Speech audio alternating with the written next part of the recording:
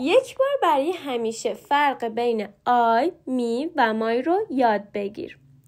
I یعنی من که فاعل یعنی کسی که یک کاری رو انجام میده. مثلا I play football.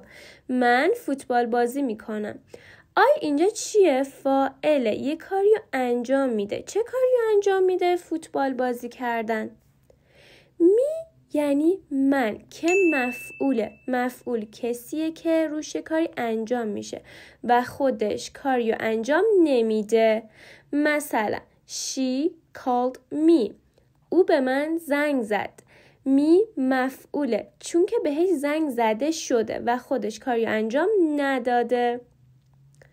My یعنی مال من که مالکیت رو نشون میده. مثلا This is my book. این کتاب منه. این کتاب مال منه. My book. به همین راحتی.